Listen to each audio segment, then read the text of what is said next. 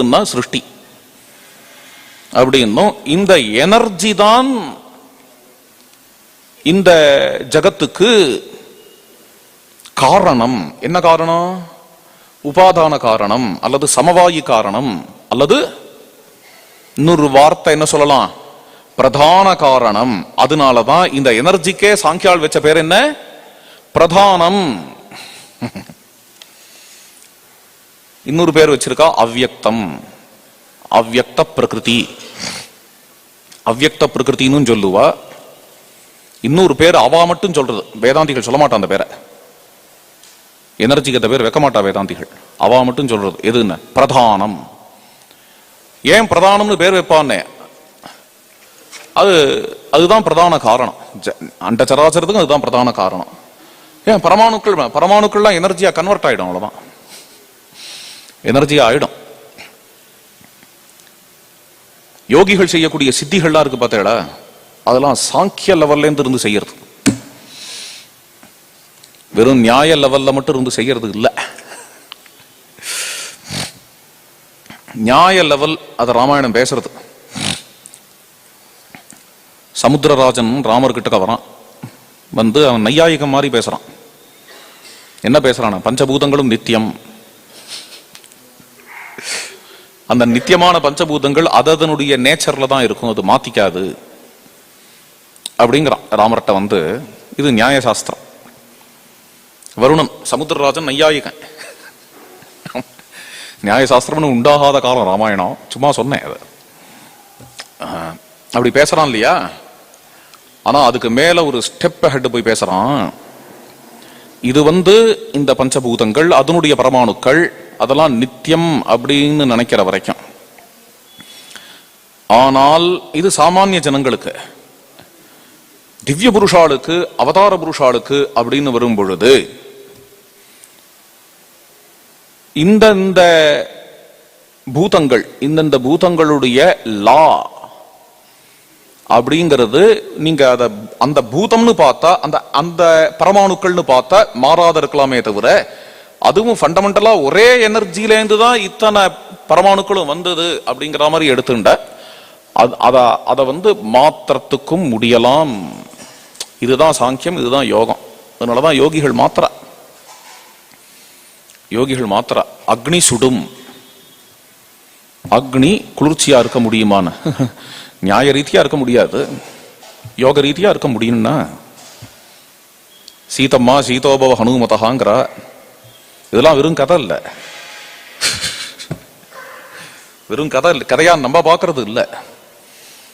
சீதளமாக இருக்கட்டும் ஹனுமார் வால்ல இருக்கக்கூடிய நெருப்பு அப்படின்னு சொல்றா, யோகத்தால சொல்றா. முடியுமா? அக்னின்னா சுடதானே சுடும். அக்னி பரமாணு நித்தியம்னா அக்னி சுடதான் சுடும். அது பரமாணுவையும் தாண்டி அக்னியோட எனர்ஜி, ஜலத்தோட எனர்ஜி, பூமியோட எனர்ஜி எல்லாம் ஒண்ணுதானே ஆயிடுத்துன்னா அக்னியையும் ஜிலு ஜிலுன்னு ஆக்க முடியும். என்ன, அதையும் சுட பண்ண முடியும், சில்லுன்னு இருக்கிறதையும் சுட பண்ண முடியும். எதுவும் நடக்கும், யோக சித்தர்களுக்கு நடக்கக்கூடிய விஷயம். அந்த ரீதியா சமுத்திரராஜன் திடீர்னு நையாயிக மாதிரி பேசின்றவன் திடீர்னு அதுக்கு மேல ஒரு ஸ்டெப் ஆகிட்டு போய் ராமரை பார்த்து சொல்றான், பிரபோ இது வரைக்கும் சாமான்யமா பேசினேன், உங்க விஷயம் வேற.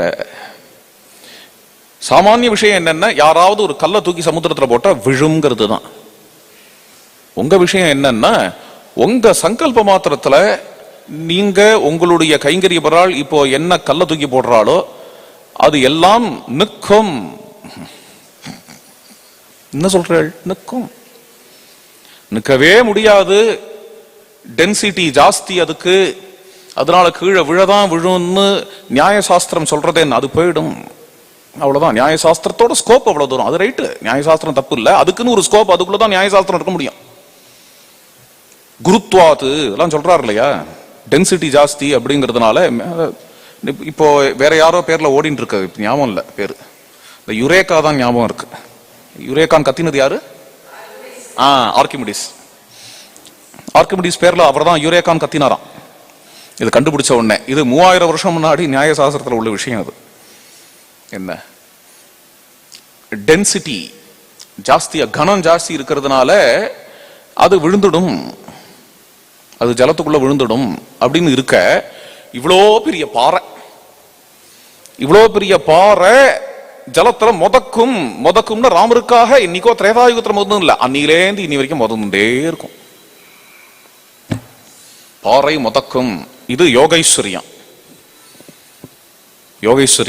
இன்னி வரைக்கும் முதந்துட்டே இருக்கும். இது சாங்கியத்துல என்ன அப்படின்னு பார்த்தேன்னா, அந்த 4 பூதங்களுக்கு 4 பரமாணுக்கள் அப்படிங்கிற அந்த பரமாணுக்கள் நித்தியம்ங்கிற லெவலை தாண்டி போய் ஃபண்டமெண்டலா ஒரு எனர்ஜி இருக்கு. அது அவ்யக்தம், அது பிரதானம், அதுதான் மூல காரணம், அதுதான் சமவாயி காரணம், அதுதான் உபாதான காரணம் என்று சாங்கியர்கள் சொல்லுகிறார்கள். அப்படி வரும்பொழுது சாங்கியர்கள் சொல்லக்கூடிய எனர்ஜி அப்படிங்கறத உபாதான காரணம்னு சொல்லாமல், பிரகிருதிங்கிறத பிரதானம்ங்கிறத உபாதான காரணம்னு சொல்லாமல், நியாயசாஸ்திரத்தில் உள்ள பரமாணுக்களை உபாதான காரணம்னு சொல்லாமல், ஒரு வேதாந்தத்தினுடைய அபூர்வதா என்னென்ன, வேதாந்தத்தினுடைய உபாதான காரணம் என்னென்ன, இது வேதாந்தத்தினால மட்டுமே தெரிந்து கொள்ள முடிகிற விஷயம். கடவுளை நிமித்த காரணம்னு சொல்றா இல்லையா, இந்த கடவுளே தான் உபாதான காரணமும். எந்த கடவுளை நீ நிமித்த காரணம்னு புரிஞ்சுண்டையோ அதே கடவுளே உபாதான காரணம். நிமித்த காரணமும் உபாதான காரணமும் ஒன்றே. இந்த விஷயத்தை வேதாந்தத்தை தவிர வேற எதுனாலையும் தெரிந்து கொள்ள முடியாது. இதுதான் வேதாந்தத்தினுடைய அபூர்வதா, இதுதான் வேதாந்தத்தினுடைய கண்டென்ட், வேதாந்தத்தினுடைய விஷயம். இதை சொல்றதுக்காக தான் வேதாந்தம் வந்தது.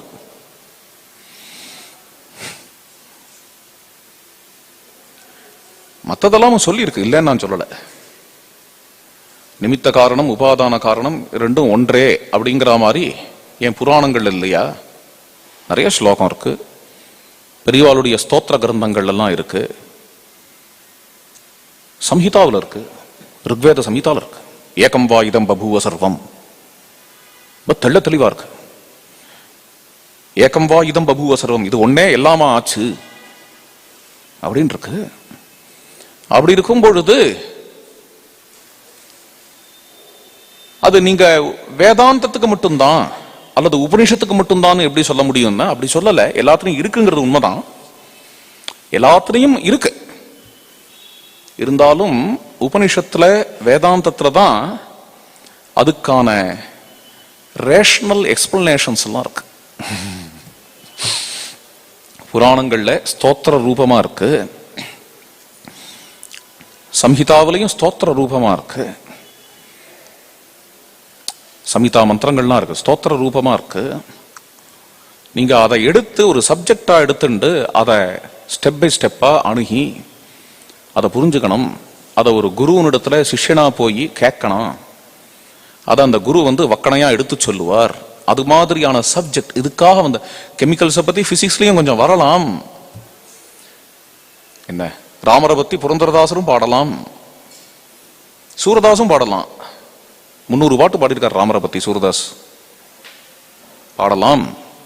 ஆனால் உங்களுக்கு ராமர் ராமாயணம்னு தெரிஞ்சுக்கணும், அது ஒரு சப்ஜெக்டா நீங்க எடுத்து டீல் பண்ணணும்னா வால்மீகி கிட்ட தானே வந்தாகணும்.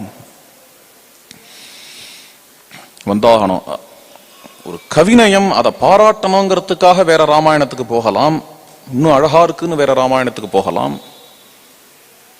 இன்னொரு ராமாயணம் இருக்கு, அதை படிச்சவாளோட லெக்சர்லாம் நீங்க கேட்டு பார்த்தேன்னா அந்த ராமாயணத்தினுடைய ஆத்தரை பத்தி புகழ்ச்சி நிறைய இருக்கும் பேசுறவாள்கிட்ட. வால்மீகி ராமாயணத்தை படிச்சவனா இருந்தான்னா அவன் ராமரை பத்தி நிறைய பேசுவான்.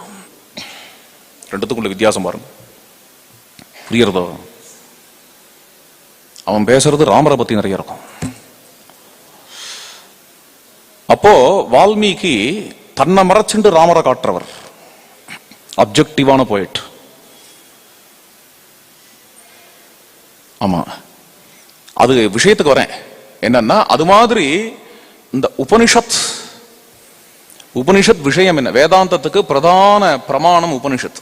உபனிஷத்தினுடைய விஷயம் என்னன்னா தத்துவமசிங்கிறத எடுத்துண்டோ, சர்வம் கல்விதம் பிரம்மங்கிறத எடுத்துண்டோ, அதை எடுத்து உங்களுக்கு ரொம்ப சிஸ்டமேட்டிக்கா அதுக்கு சிஷ்யனுக்கு வரக்கூடிய சந்தேகங்கள் இது எல்லாத்தையும் நிவர்த்தி பண்ணும்படியாக சமதமாதிகள் கொண்ட ஒரு சிஷ்யன், குவாலிஃபிகேஷன் கொண்ட ஒரு சிஷ்யன் அவனை உட்காத்தி வச்சு அவனுக்கு உபதேசம் பண்ணி அவனுக்கு வர பிரச்சனைகள் சம்சயங்கள் எல்லாம் நிவர்த்தி பண்ணி அதை அழகா எடுத்து சொல்லி உபதேசம் பண்றதுங்கிறதுக்கான சப்ஜெக்ட் இந்த வேதாந்தம், இந்த உபனிஷத்து. இந்த உபனிஷத்தை அனுசரிக்கிறவாளுக்கு ஔபனிஷதர்கள்னு பேர். ஔபனிஷதர்கள்னு பேரு. இவாள்கிட்ட தான் இந்த சப்ஜெக்ட் இருக்கும். தந்திரங்கள்லாம் இருக்கு. வைஷ்ணவர்கள் சைவர்கள் எல்லாரும் இருக்கா, ரொம்ப பெரியவா எல்லாரும். அவள்லாம் பிரதானமா நிமித்த காரணத்தை சொல்ல வந்தவா. அவள்லாம் இது ஔபனிஷதர்கள் அப்படிங்கிறவா, வேதாந்திகள் அப்படிங்கிறவா உபாதான காரணத்தை சொல்ல வந்தவா. அந்த உபாதான காரணமும் பரமாணுக்களை உபாதான காரணம்னோ எனர்ஜிய உபாதான காரணம்னோ காட்டுறதுக்காக வந்தவா கிடையாது. எனர்ஜிய உபாதான காரணம்னு புரிஞ்சின்ற உடனேயே இவ அத்வைதத்தை தான் சொல்றான்னு நினைச்சுண்டு, இப்ப கொஞ்ச நாளா ஒரு 40-50 வருஷமா இருக்குமா, பிசிக்ஸ்ல எனர்ஜி தான் உபாதான காரணம்னு வந்தாச்சு. வந்த உடனே இவ அத்வைதத்தை தான் பேசுறாளோ அப்படின்னு நினைச்சுண்டு, அவளே நினைச்சுண்டு, நம்பல அவளே நினைச்சுண்டு எனர்ஜியில இன்னும் டீப்பா கண்டுபிடிக்க அதுக்கெல்லாம் பேரே என்ன வச்சிருக்கா அப்படின்னா காடு பார்ட்டிகல். கேள்விப்பட்டிருக்கா? இதுதான் உபனிஷத்துல வரக்கூடிய காடோ அப்படிங்கிற சம்சயம். அதனால உபனிஷத்துக்கு கிட்ட போறதுக்கு அவளுக்கு ரொம்ப நிறைய மைல் இருக்கு, நிறைய கிலோமீட்டர் இருக்கு, ரொம்ப தூரம். சாங்கியத்துக்கிட்ட போறதுக்கே இருக்கு. ஐன்ஸ்டீன் கண்டுபிடிச்ச எனர்ஜியும் சாங்கியத்துல உள்ள எனர்ஜியும் ஒண்ணு கிடையாது. சாங்கியம்ங்கிற லெவலுக்கு போறதுக்கே ரொம்ப தூரம் இருக்கு. அது இப்பதான் அதுக்கான ஏபிசிடி தான் நடக்கிறது. இன்னைக்கு குவாண்டம் பிசிக்ஸ்ல ஒரு ஸ்டெப் ஒத்தன் அஹெட் கண்டுபிடிச்சிட்டா கூட அவனுக்கு நோபல் பிரைஸ் கிடைச்சிடும். அவ்வளோ வேல்யூபிளான சப்ஜெக்ட் அது குவாண்டம் பிசிக்ஸ்ங்கிறது. இது இன்னும் ரொம்ப தூரம், ரொம்ப மைல் கணக்குக்கு நடந்தா என்னைக்கோ ஒரு நாளைக்கு அவளால சாங்கியத்தை பிடிக்க முடியும். வேதாந்தத்தை பிடிக்கிறதுக்கான வழி வேற. அவள்கிட்ட அதுக்கான உபகரணங்கள் கிடையாது. அவள் லெபார்டரியில வேதாந்தத்தில் உள்ள விஷயத்தை கண்டுபிடிக்கிறதுக்கான உபகரணங்கள் கிடையாது. வேதாந்தத்தில் உள்ள விஷயத்தை கண்டுபிடிக்கணுங்கிறது விளையாட்டு இல்லை, ஆனா விளையாட்டு தான். இல்லாத போனா உல்லாசங்கிற பேர் வந்திருக்காது, மானச உல்லாசம். அது எப்படி? அது வேதாந்தத்தில் உள்ள விஷயத்தை கண்டுபிடிக்கிறது வழி என்னென்ன? ரொம்ப பெருசா நீங்க பயங்கர பிரெயினியாலாம் இருக்கணுங்கிற அவசியம் இல்லை. என்ன சொல்றாரு அது? உபனிஷதம் போ ப்ரூஹீதி உக்தாத்தே உபனிஷத்து பிராமீம் வாவ உபனிஷதம் அப்ரூமேதி தஸ்யை தபோ தமஹா சமஹா. சமம் வேணும், தமம் வேணும், இந்திரிய ஜெயம், மனசமாதானம். எந்த ஒரு சாதாரண மனுஷனுக்கும் வேதாந்தம் புரிஞ்சிடும். பெரிய சயின்டிஸ்டாலாம் இருக்கணும்னு அவசியம் இல்லை. பெரிய பெரிய சயின்டிஸ்டுகளுடைய லெபார்டரி கூட கண்டுபிடிக்க முடியாத விஷயங்கள் இதெல்லாம் உபனிஷத்தெல்லாம். ஆனா ஒரு சாமானிய மனுஷனுக்கு கூட சமம் தமம் இருந்தா வரக்கூடியது வேதாந்தம். மனசு ஓஞ்சுதுன்னா வேதாந்தம், வேற என்ன? வேதாந்தம் அப்படிதான் வரணும்.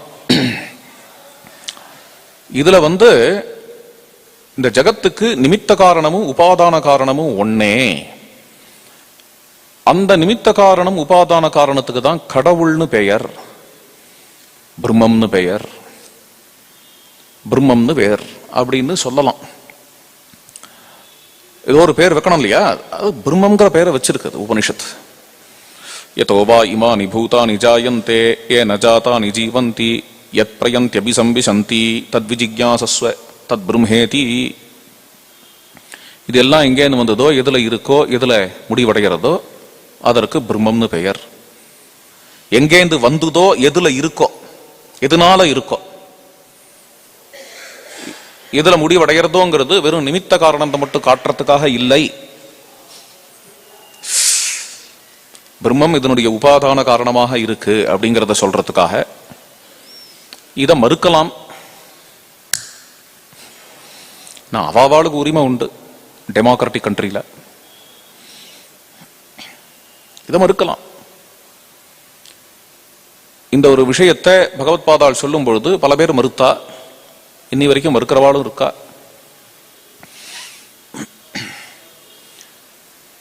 பல கேள்விகள் கேட்டு மறுக்கலாம். என்ன கேள்வி கேட்கலாம்?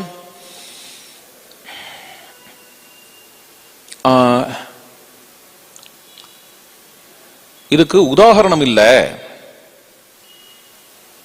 ஒரே விஷயமே நிமித்த காரணமாகவும் உபாதான காரணமாகவும் இருக்கிறதுக்கு லோகத்துல உதாரணம் இல்லை. எப்போ உதாரணம் இல்லையோ அது ஏற்கப்படாதது. என்ன, எந்த ஒரு கான்செப்டை நீங்க பேசினாலும் லோகத்துல எல்லாரும் பார்க்கிற மாதிரியான ஒரு உதாரணத்தை கொடுத்துவிடணும் அப்படிங்கிற ஒரு மரியாதைய எல்லா பிரிவாலும் வச்சுட்டு இருக்கா நம்ம சாஸ்திரம். ரொம்ப அழகுது. அப்படி உதாரணம் கொடுக்க முடியலன்னா அதுக்கு இல்லாஜிக்கல்னு பேர். உதாரணம் கொடுத்தா கன்வின்சிங்கா இருக்கு. லோகத்துல ஏதாவது உதாரணம் காட்டு அப்படின்னு சொல்லணும். அதுதான் நம்மளோட ஒரு பெரிய பெருமை. நம்ம சாஸ்திரத்தினுடைய லாஜிக்கு எவ்வளவு பெரிய இம்பார்ட்டன்ஸ் கொடுக்கறது பார்த்தல சாஸ்திரம். மாண்டூக்கிய உபனிஷத்துல வைத்திய பிரகரணம் நினைக்கிறேன், அதோட ஆரம்பத்துல பிரம்ம கேவலம் சாஸ்திரேனவா தர்க்கேனாபி ஞாத்தும் சக்கியதேவா அப்படின்னு ஒரு கேள்வி கேட்டு தர்க்கேனாபி ஞாத்தும் சக்கியதே அப்படின்னு பதில் போடுறார் சங்கர பகவத்பாதாவோட வாக்கியம் அது. அதாவது மாண்டூக்கிய காரிகாவனுடைய பாஷ்யத்துல விசித்திரமான பதில். இது விசித்திரமான பதில். லாஜிக்கு ஒரு ஸ்தானம் சங்கர பகவத்பாதாலே கொடுக்கிறார். அடப்போட தூக்கிடா லாஜிக்க, லாஜிக்லாம் குப்பையில போடு, நான் தான் பரமேஸ்வரன் அவதாரம், தட்சிணாமூர்த்தி வந்திருக்கேன், நான் சொன்னதை நீ கேட்டாகணும் அப்படின்னு சங்கரருக்கு சொல்றதுக்கு எத்தனை நாள் ஆகும்? மறந்தும் சொல்ல மாட்டார். நம்ம கொண்டாடிப்போம் இதெல்லாம் சொல்றதெல்லாம் நம்ம. மறந்தும் அவர் சொல்ல மாட்டார். அதெல்லாம் இருக்கலாம், ஆனால் இந்த நியமங்களை மீற மாட்டார்.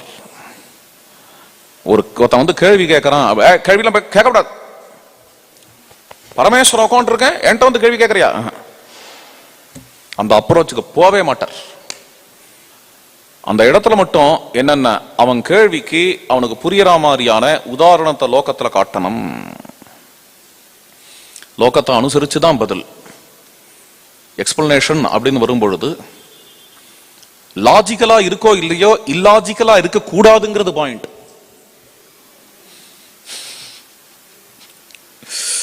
பிளாக் அண்ட் ஒயிட்டா என்கிட்ட லாஜிக்கலா கொண்டு வந்து நிறுத்து அப்படின்னு கேட்டு எல்லாத்தையும் லாஜிக்கு உட்படுத்த முடியாதுங்கிறது உண்மைதான்.